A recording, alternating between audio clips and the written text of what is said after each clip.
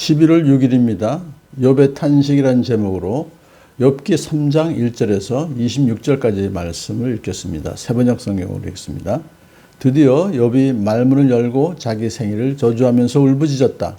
내가 태어나던 날이 차라리 사라져 버렸더라면, 남자아이를 배웠다고 좋아하던 그 밤도 망해 버렸더라면, 그날이 어둠에 덮여서 높은 곳에 계신 하나님께서도 그날을 기억하지 못하셨더라면, 아예 그날이 밝지도 않았었더라면, 어둠과 사망의 그늘이 그날을 제 것이라 하여 검은 구름이 그날을 덮었더라면, 낮을 어둠으로 덮어서 그날을 공포 속에 몰아넣었더라면, 그 밤도 흑암에 사로잡혔더라면, 그 밤이 아예 날수와 달수에도 들지 않았더라면, 그 밤이 아무도 잉태하지 못하는 밤이었더라면, 아무도 기쁨의 소리를 낼 수 없는 밤이었더라면, 주문을 외워서 바다를 저주하는 사람들이, 리워야단도 길들일 수 있는 마력을 가진 자들이 그날을 저주하였더라면, 그 밤에는 새벽별들도 빛을 잃어서 날이 밝기를 기다려도 밝지를 않고 동트는 것도 볼 수 없었더라면 좋았을 것을.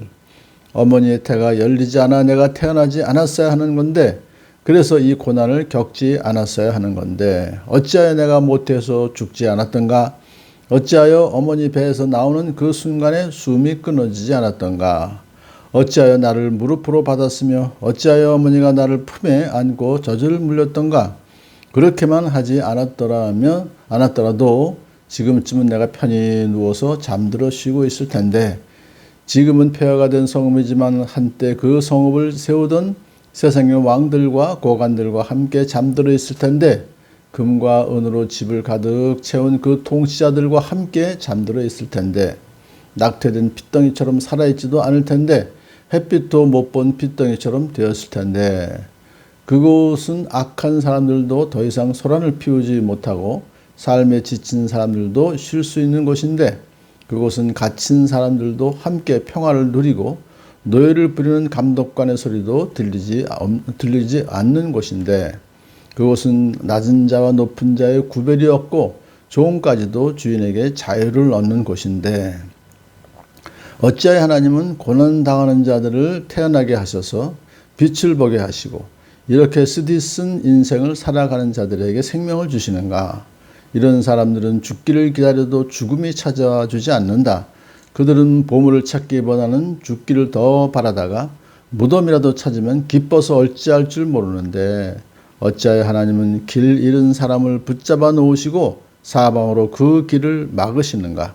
밥을 앞에 놓고서도 나오느니 탄식이요, 신음소리 그칠 날이 없다. 마침내 그렇게도 두려워하던 일이 밀어닥치고 그렇게도 무서워하던 일이 다가오고야 말았다. 내게는 평화도 없고 안정도 없고 안식마저 사라지고 두려움만 끝없이 밀려온다. 아멘. 자기 생일을 저주한 그 날, 자기가 태어난 날을 저주해요. 참 너무나도 발바닥에서부터 정수리까지 악성 종기가 나서 오랜 한 몇 달 고생하고 있는 상태에서, 그래도 처음에는 하나님을 원망하지 않고 하나님께서 다 필요해서 주신 것이다, 이 고통이. 그렇게 생각했었는데, 지금은 이제 자기가 태어난 날, 생일을 저주하는 거예요. 내가 차라리 태어난 날이 차라리 사라져 버렸다면, 그렇게까지 이야기하는 것은 고난을 자기가 겪으면서 자기의 모든 지난 생애가 다 부정당하는 느낌을 받았을 거예요. 왜냐하면 참 하나님께서 복을 주셔서 참 7남 3녀나 두고 동방에서 가장 부자라고 하는 그런 참 세평도 받고, 참 꼭 이렇게 하나님을 경외하며 살았던 자기가 이렇게 갑자기 엄청난 고통을 당하게 되었는가 해서 차라리 자기 존재를 부정하는 그런 이제 말로 탄식을 시작하는 거예요. 그래서 어찌하여 내가 못해서 태어났던가, 죽지 않았던가, 어찌하여 어머니 뱃속에서 나오는 그 순간에 숨이 끊어지지 않았던가. 그러니까 이제 그 다음에 나오는 탄식의 내용은 뭐냐면, 차라리 내가 살아있는 것보다는 죽는 것이 더 난데, 그런 생각을 하는 거예요.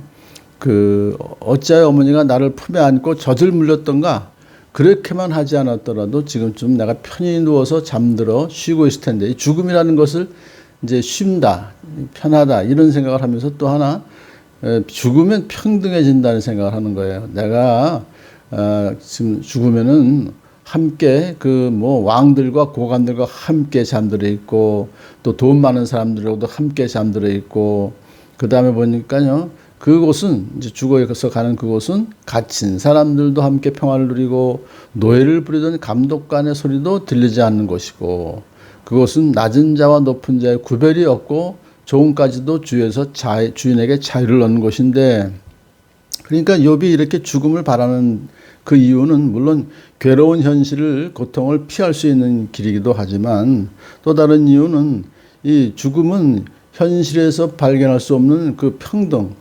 불의가 없는 불평등이 없는 그러한 그 곳이다는 생각을 하는 거예요. 얼마나 괴로우면은 그래서 이런 생각 때문에 많은 사람들이 자살을 하는 거예요. 근데 욥은 그래도 여기서 지금 이제 자살까지는 생각하지 않고 있죠.